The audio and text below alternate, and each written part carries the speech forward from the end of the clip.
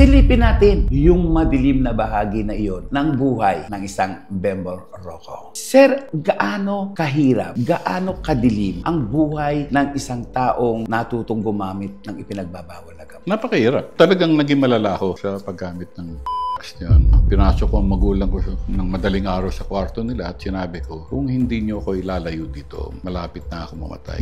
Laking kahihiyan, laking trauma. Pina-inside job ko nga yung bahay namin. Yung isa sa mga anak mo kasakambal, si Dominic, na kung saan, sorry po ha, nasangkot din sa bilang tatay, ano ang naramdaman mo? Ano ang ginawa mo? Siyempre, masakit dahil setup lang naman. Kaya daw napakalapit ng puso mo kay Nora Honor ay dahil naging kayo. Noong mga sa sandaling nakatingin po kayo sa wake ni Nora Honor, ano po yung naglalaro sa isipan po ninyo? Yung pinagsamahan namin. Mas talo kaming napalapit sa set. Kung kaya mong mabuhay sa tundo, kaya mo ring mabuhay saan man sa mundo. Morley Alinio, ito ang Tundo. Yes! Ito ang nag-iisang vlog na punong-puno po ng katotohanan, realidad, na kung saan ang ating makakausap ngayong araw na ito ay walang iba kung hindi ang inirespeto at iginagalang institusyon sa showbiz world, lalo na sa paggawa ng pelikula. Of course, walang iba kung hindi si ang ating iniidolo, Bembol Rocco. Maraming salamat. Kumusta na po kayo, sir? Mabuti pa din. Ano na po ang pinagkakaabalahan niyo sa showbiz? Meron akong ginagawang pelikula kay Alex. Mabang title eh.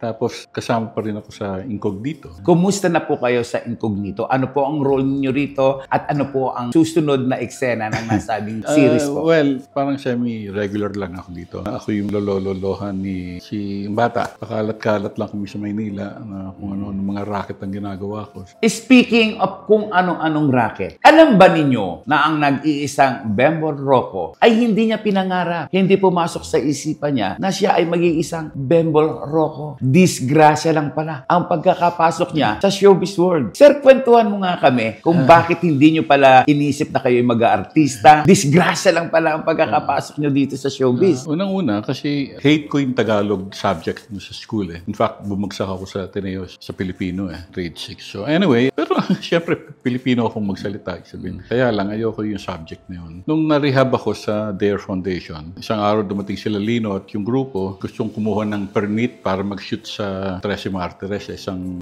rehab center. Sabi ko naman, ako yung OIC ng center noon. Sabi ko, sir, hindi ako authorized to issue a permit. You'll have to wait for Father Bob and sa kanya kayo kukuha ng permit. So, they went a week after at nakuha nila yung permit. Nung nakuha ni Lino yung permit, tinanong niya ako kung gusto ko daw maging bahagi ng kanyang pelikula. Total, dati akong residente doon at kakailangan niya ako ng 5 araw at babayaran ako ng 200 isang araw. Eh, doon nagpantingan-tenga ako kasi ang sweldo ko 600 a month eh. Kasi itong isang taon to, bibigyan ako 1,000.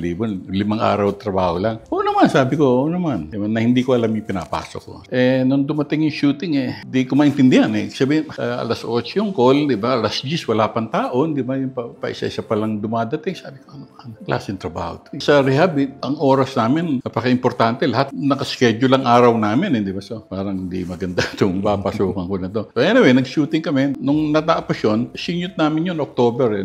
Napalabas yun noong November 1974. Tinawag ako ni Lino para magdadabing daw. Sabi ko, ano yun? Di ba? Basta sunduin kita. Punta tayo sa FPJ. Bumungad sa akin yung extreme close-up ng mukha ko lang. Sabi ko, ano yun? Di ba yung buong screen mukha ko lang? Sabi, wow. O hindi, ganito kailangan mong gawin.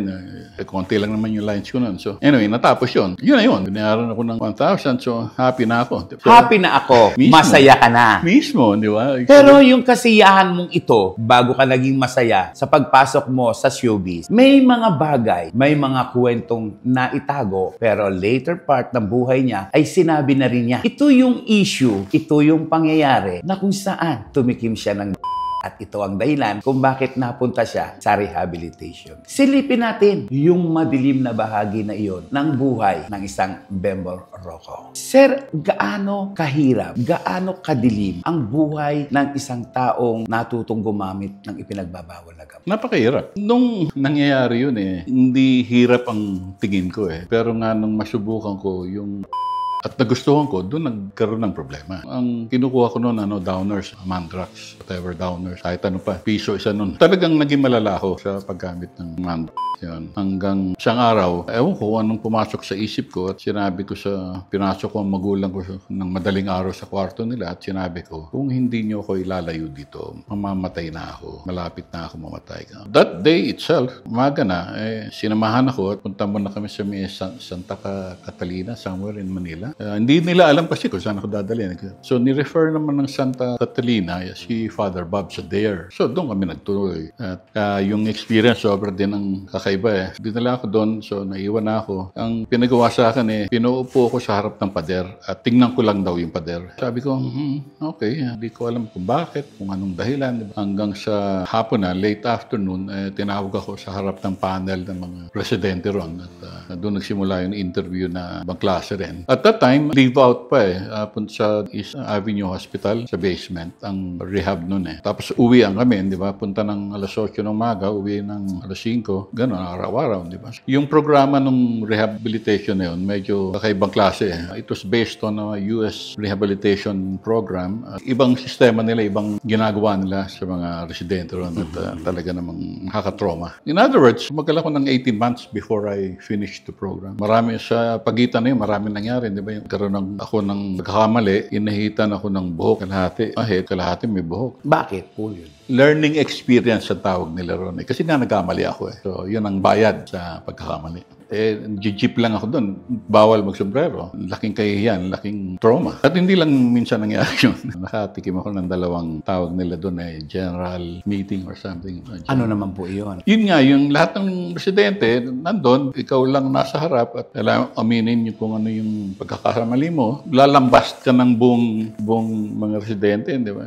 Pahihirapan ka ng mga salita. At pagkatapos nun yung final, kahit yung malahating buhok, di ba? Paano nyo po tinanggap to? Yung mga ganitong punishment? Wala naman akong magagawa. I had to follow whatever the rules are. Kasi kaya lang ako sumusunod sa mga pamamaraan nila. Kasi ang pagka hindi, kunyari tumakas ka o pag nahuli ka, jail ang diretsyo. Hindi ako magpapa-jail. Hindi ako tatakas. Yun lang ang pumigil sa akin na umiska po ako. Question ko lang, nung iniharap ka sa pader, ilang oras yun? At ano ang nasa isip mo ng mga panahon? Kung ano-ano.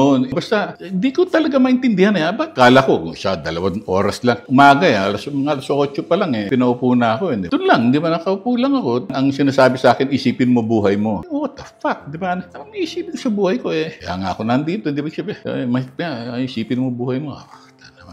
Paulit-ulit lang na hindi ko maintindihan. Di ba? Ang anumang ginagawa natin, ang anumang nagiging desisyon natin, may mga dahilan, may pinupunto. Tanong ko lang po, nung kayo po ay magdroga, ano po ang dahilan? Kayo po ba ay nagrebelde o ito po ay gusto nyo lang? Hindi sa pagre-rebelde. Naging dahilan ko na nga lang yun Ang katotohanan nun, kasi dahil nasubukan ko, laganap ang flower power yung mga panahon na yun, di ba? Nagsimula sa damo, tapos nga, ito yung mga tabletas na, di ba? Meron nagdala, di ba? Pinasubok. So, ganun lang nagsimula. Tapos doon may na hinahanap ko. Sabihin, gusto ko ulit. Parang ganun. Walang katapusang gusto ko. Nung una, isang tableta lang, ayos na Nung katagalan na, palima-lima na ang laglag ko Hindi na maganda. Naging ibang pag-iisip Oh. Ano pong pag-iisip? Hallucination? Hindi. Mga pamamaraan kung saan kukuha ng pera para makabili. Di ba? Ilang taon lang ako 16, 17. Pamamaraan kung paano kukuha at makakabili ng droga. Naging bahagi rin ba kayo na sumakit ang ulo ng inyong mga magulang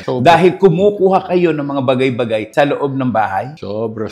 Pina-inside job ko nga yung bahay namin Paano nangyari po yun? Dahil nga sa kailangan ng pera, naisip ko yun nga, di nakawin yung mga gamit sa bahay.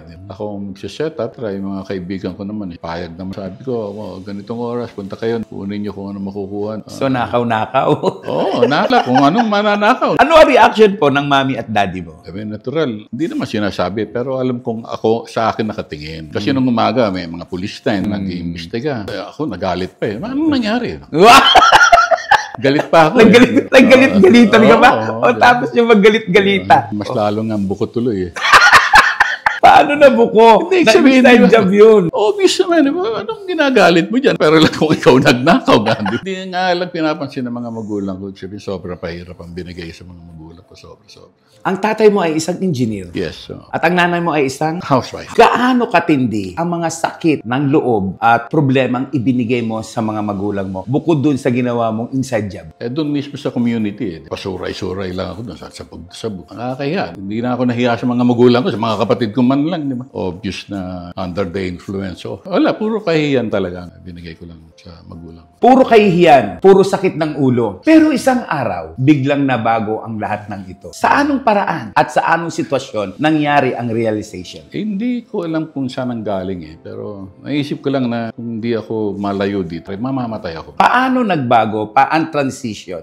Yung programa nila based on a US rehabilitation program na kakaiba ang ginagawa nila sa mga residente ron. Pinaharap sa iyo talaga yung kaadikan mo, yung kasamaan mo, yung lahat mga negatibo na ginagawa mo. Pinapansin lahat yun at para nga maitama. Ang pagiging isang Bembol Rocco ni Bembol ay disgrasya. Nandoon siya sa rehabilitation center Hindi. na kung saan ay nag-shoot naman ang national artist na si Lino Broca. Nakita siya. Nakita yung aura niya. Nakakahiya mang sabihin at aminin. Pero yung mukhang adik niyang itsura ang nagdala sa kanya kung bakit nagbigyan siya ng kakaibang role. Balikan po natin yung nakaraan. Nangyari yun nung tapos na ako sa programa. Pagkatapos ko sa programa, nagtrabaho ako for them sa rehab as a staff. Staff na ako, hindi na ako residente. Imagine, mula sa kanyang pagiging swail na anak, napunta sa rehabilitation. Mula sa rehabilitation, nakita naman siya ni Lino Broca. Ito ay isang maliwanag na destination. Yes. Naniniwala po ba kayo sa destination? Dahil ang unang-una, wala naman akong pakialam sa entertainment industry. Mag-artista pa.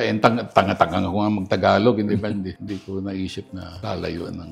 Sinong mag-aakala na ang sabi nga niya, ang tanga-tanga niya mag-Tagalog? Wala siyang balak mag-artista. Pero yung sinasabing tatanga-tanga mag-Tagalog, pinalakpakan, hinangaan, umani ng maraming rekognasyon bilang isang mahusay na aktor. Bembol question. Lumalim ang kakayahan mo sa pag-arte. Ito ay dahil sa kung anong dahilan. Dahil sa marami akong dinanas na mga karanasan na kakaiba. Para maging isang mahusay na artista, kailangan mo ng malalim na balon na pinaghuhugutan ng mga bagay-bagay para ka maka-emote, para ka maka-arte. Napakalalim ng balon na pinaghuhugutan ko. Pero hindi ko talaga alam na meron akong talento o kakayanan na umarte. 3, 2, 1. Dahil sa pelikulang iyon, mas pinalalim siya ni Lino Broca. Balikan natin kung anong ginawa ni Lino Broca. Siya po ay sineminar ni Lino Broca nang silang dalawa lang. Pinaarte, sinabi ang kahulugan at kung paano magagamit ang mga mata. Diretsahan po, Sir Bembol. Isa po kayo sa may magandang mata sa showbiz. Like Nora Honor, madadama mo ang kilos nila, madadama mo ang mga sinasabi nila sa paraan ng mata. Ano po ang itinuro sa inyo ng dating national artist na si Lino Broca kaugnay kung paano nagagamit ang mata? Yung 3-2-1, hindi naman gaano pa ako sinabihin ni Lino doon tungkol sa mata Pero pagkatapos noon, sa Maynila na lang na hindi ko naman pelikula talaga dahil si Jay Ilaga ng bida doon Doon ako talaga nalalayan maigi ni Lino. Unti-unting tinuturo sa akin yung dapat gawin, kung paano i-arte yung kailangan niya. Doon nagsimula, sabi niya sa akin, gamitin mo yung mata mo. Hindi ko maintindihan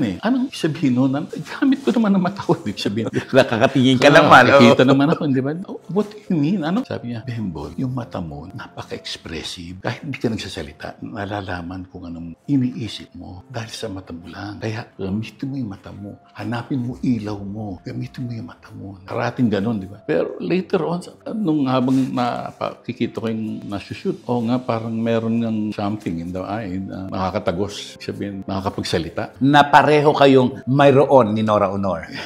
Not many have this blessings. Pero ngayon, alam ko na ibig sabihin ni Lino. Sino mag-aakala na ang isang pawardi-wardi, easy-go-lucky, nagduga, sakit ng ulo ng magulang ay hahawakan ng direktor sa showbiz world? Direk Marilo Diaz-Abaya, national artist. Ismael Bernal, national artist. Lino Broca, national artist. Ang dami ng national artist na humawak po sa inyo. Bilang hinawakan, ano po ang nararamdaman po ninyo? Of course, very proud and very honored to be working with this national artist. Kaya nga silang tinawag na gano'n dahil nga sa galing nila. Diba? napaka-blessed ko naman to be working with these people. Isa-isahin natin para sa pananaw ng isang Lino Broca, ng isang Marilo Diaz Abaya, ng isang Ismael Bernal. Ano po ang nakita ninyo sa mga national director na ito, national artist na ito? Isa-isahin po natin. Lino Broca. Si Lino, nasa pagkatao niya, he has a vision, di ba? Meron siyang vision at tinatranslate niya through film. Di ba? Meron siyang nakikita na naiisip na kung paano niya gustong palabasin ang mga bagay-bagay na importante sa kanya. Di ba? Aktivista si Lino so marami siyang mga issues na ginagawa niya ng paraan para makita ng tao. Ganun siya ka-dedicated sa craft. Ginagamit niya itong tool to show the people what he wants. Di ba? Yung activism or whatever, di ba? Yung pag-up sa mga mahihirap and all these things. Di ba? Puro ganun ang mga tema niya. Which I think is very effective. Ismael Bernal. Iba ding style si Isma. Hindi siya masyadong open. Sabihin, siya lang ang nakakakita ng gusto niyang gawin at ipagagawa na lang sa mga artista. Pero hindi siya masyadong makwento sa kung anumang dahilan. Ganun. Ibang style nila. Tsaka temperamental si Isma. Nagwawala pagka nagagalit. Ano hawak ba to?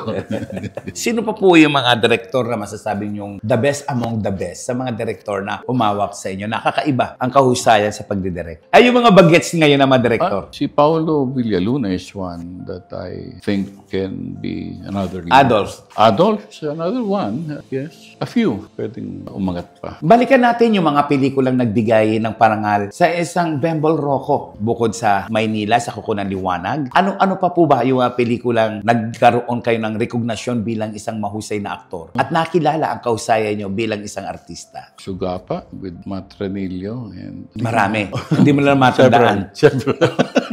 Hindi na matandaan. Pero ito, siguradong matatandaan niya. Yung mga pelikulang pinagsamahan nila ni Nora Honor. Hindi lahat, pero yeah, of course. Ano ang isa sa mga tumatak sa inyo? Taiwum, 3 taon walang Diyos. Isa pinakamaganda, 3 taon walang Diyos. Kayo po nagsabi kanina na sabi nga ni Lino Broca ay aralin ang iyong mga mata kung paano ito magagamit sa pag-arte. At si Nora Honor ay isa rin sa pinakamahusay na artista, isang veteranang aktres na sumakabilang buhay kamakailan. Bilang isang leading man ni Nora Honor, para sa'yo, sino si Nora Honor bilang isang artista? Napakasarap trabaho ni Ate Guy. Bukod sa professional, malalim ang pag-arte niya dahil alam niya yung ginagawa niya. Kaya kami siguro nagkakaintindihan. Naging malapit kami magkaibigan ni Ate Guy dahil din sa trabaho. Ibang klase si Ate Guy sa pag-arte talaga. Kitang-kita mo yung emosyon na kailangan ibigay. Nasasabayan ko yun. Kaya nakakatuwa siyang trabaho. I-share ko lang po sa inyo, nung kami po'y huling magkita ni Bembol Rocco, nakaupo siya sa dulong upuan sa chapel na kung saan nakimlay si Miss Nora Honor. Nakatingin po siya doon. Hinayaan ko muna po siyang tumingin bago ko siya lapitan. Question ko lang po, nung mga sa sandaling nakatingin po kayo sa wake ni Nora Honor, ano po yung naglalaro sa isipan po ninyo? Yung pinagsamahan namin. Namatayan ako ng isang kaibigan.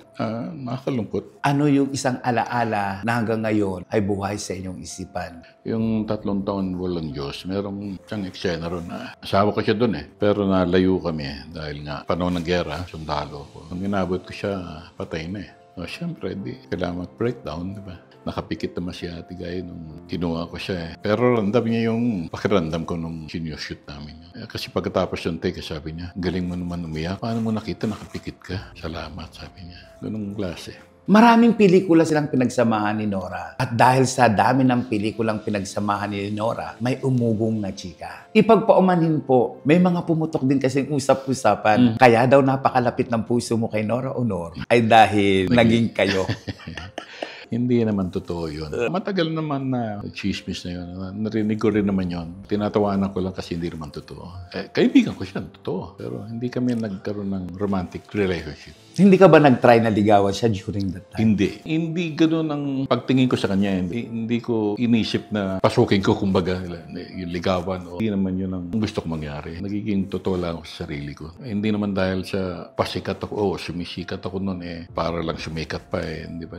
Parang hindi naman tama. Bembol, 70s, nasa showbiz ka na. 80s, 90s, 20s, hanggang sa kasalukuyan. 51 years. Bembol, tanong ko lang. Kunin ko lang ang damdamin mo ngayon. Nakasabayan mo na rin, of course, nakilala mo, nakasama mo, sina Gloria Romero, Pilita Corrales, Nora Honor, at ngayon si Haji Alejandro. Bembol, ano ang nararamdaman mo para sa mga kasabayan mo na halos kaedadan natin yung mga artista? Sobrang nakakalungkot dahil nga mga kaibigan ko sila, kilala ko sila ng personal, masakit sa loob. Ano ang alaala mo kay Tita Gloria? Tita Gloria, parang nanay ko yan. Kung magsalita yan, parang nanay ko rin. At napaka-respectable ni Tita Glo. Tuwing nagkakausap kami, kung magpayo siya, parang nanay ko rin nga. Si Tita Pilits. Tita Pilits naman, iba naman, di ba? Masaya si Tita Pilits. Wala, puro kasayaan lang. Kay Nora Honor.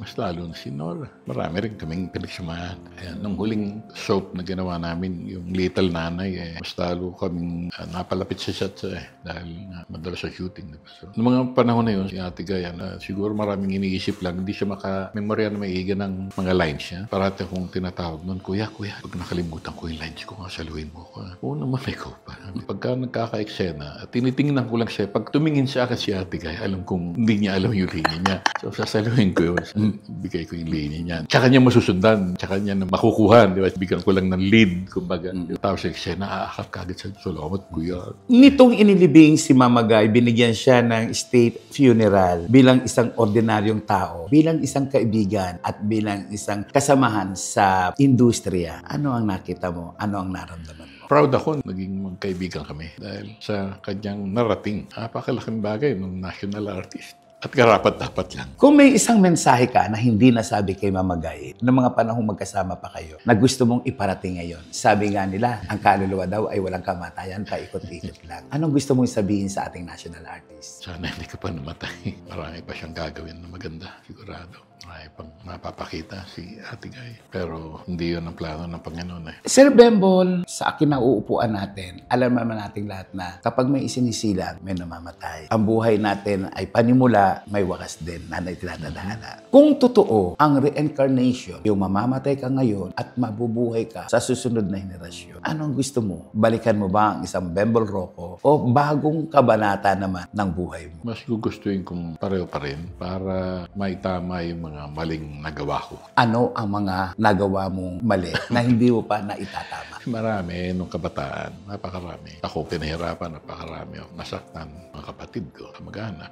Pwede naman na iwasan yun kung medyo matinulang pag-iisip ko. Pero hindi ganun Ang buhay daw natin ay gulong ng palad. Kung ano ang nangyari kahapon, posibleng mangyari ngayon. Noong mga panahong naging pasaway ka, naging sakit ka ng ulo ng iyong magulang, may dumating na bagong kwento ng buhay mo. Ito naman, yung isa sa mga anak mo kasakambal, si Dominic, na kung saan, sorry po nasangkot din sa Bilang tatay, ano ang naramdaman mo? Ano ang ginawa mo? Siyempre, masakit dahil setup lang naman. Mali naman yung inaakusan ng mga pulis. Nakakaasar, nakakainis. Dahil nandadamay pa sila ng mga taong hindi naman dapat ganunin. Siyempre, naghanap ako ng malalapitan para makatulong. At pinagsabihan ko rin yung anak ko. Pero ano pa nga ba ang gagawin ko? Hindi pagsabihan ng anak ko at mamili siya ng mga kaibigan. Hindi lahat ng mga kaibigan ay tunay na kaibigan. Hindi ba bumalik sa isipan ninyo na ginawang drugs ako noon? Itong anak ko nag-drugs din ngayon. Ganun naman ang karamihan Hindi naman dahil sa nagpabaya ako na hindi ko sila inalalayan tungkol doon. Dahil na rin sa peer pressure. Di ba? Mga kasama nila mga bata rin na gusto sumubok, di ba? Gustong subukan. Kaya nga dapat mamili ng mga tamang kaibigan. Kumusta na po si Dom ngayon? Maayos naman. Hindi lang masyadong busy, pero okay na siya. Sabihin, tapos na yung episode na yun, Ikan. Tapos na yung magulong buhay na yun. Oo. Si Felix po, kumusta naman po? Si Felix naman, mas maraming trabaho. Kaya alam, puro Viva Max.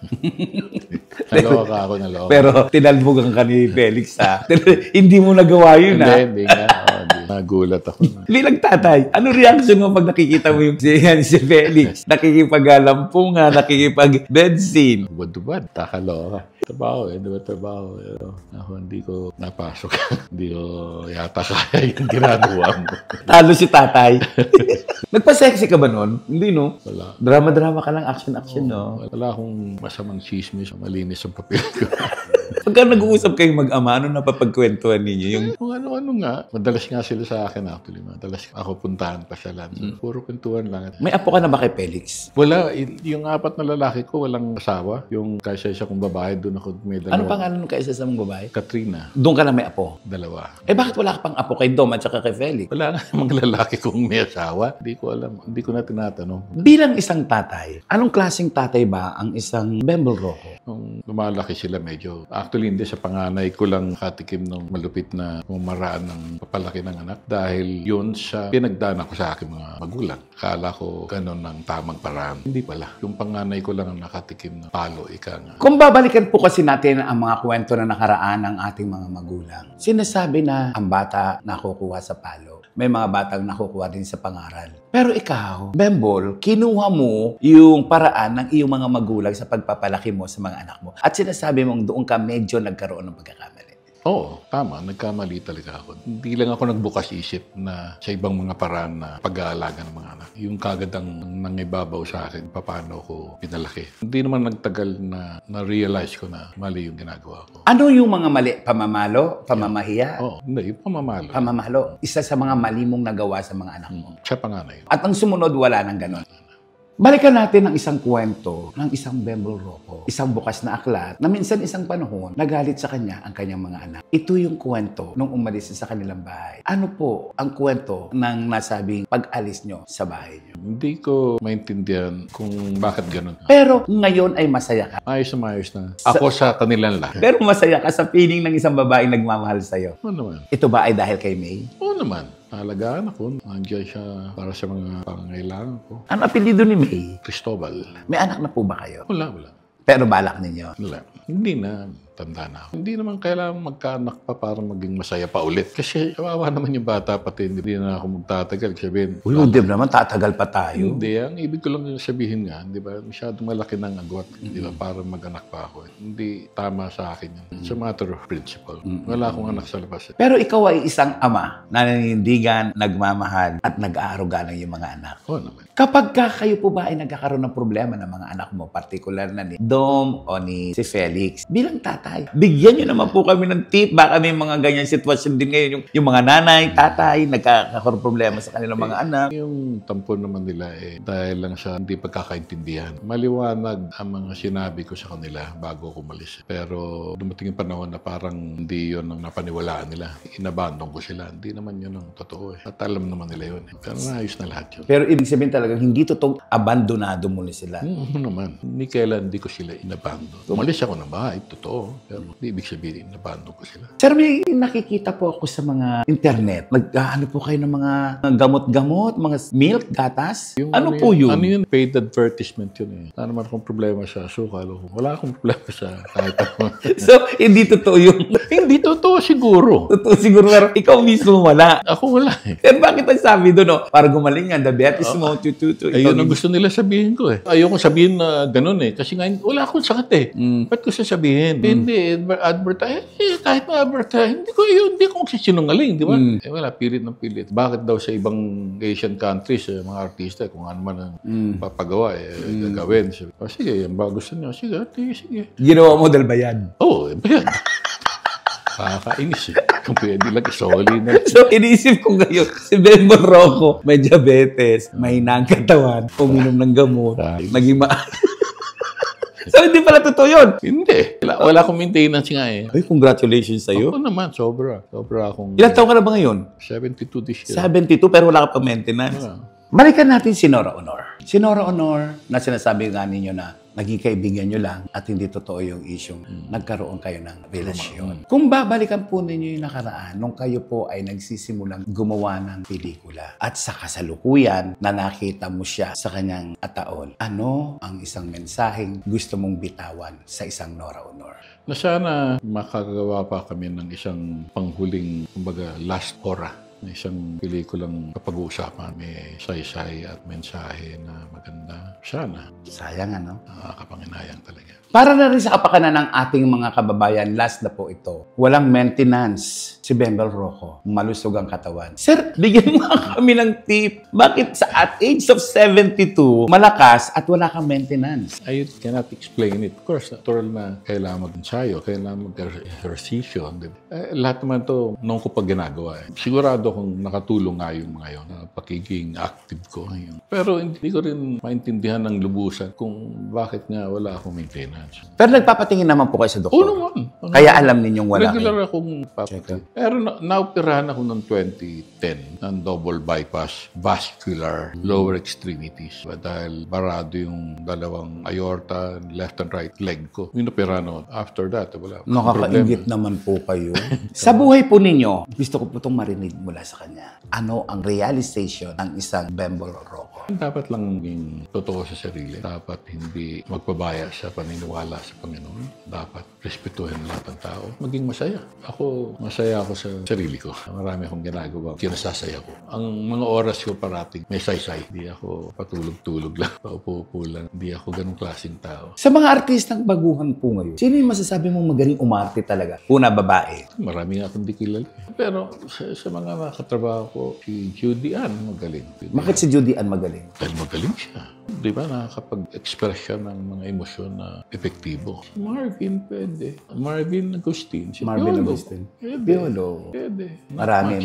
Hindi ganun kadami ang nakaka-impress ba? So, ibig sabihin nyo, hindi ganun karami ang mga artista ngayon na nakaka-impress ng kanilang acting? Parang ganun. Ewan ko siguro mataas lang ang standard ko or whatever. I don't know. Wala. Magaling talaga yung pag-uusapang galing. Wala pang papalit kay Vilma Santos. Parang ganyan. Nora Honor. Ayan, di ba? Walang. Gloria Romero. Eddie Garcia. So, wala pa silang kapalit. Wala. Fernando Po Jr. I'm just being honest. Wala akong nakikitang kayang abutin yung kagalingan ng mga veterano. Ayun na. Punong-puno, siksik, liglig na naman po tayo sa ating kwentuhan ngayon. Katotohanan, realidad, pagsasabi ng mga bagay-bagay sa mundo ayon sa ating puso. Ako po si Morley Alinio na nagsasabing kapag nabuhay ka sa tundo, mabubuhay ka kahit saan pang panig ng mundo. Yun na. Kung kaya mong mabuhay sa tundo, kaya mo ring mabuhay saan man sa mundo. Morley Alinio. Ito ang Tundo.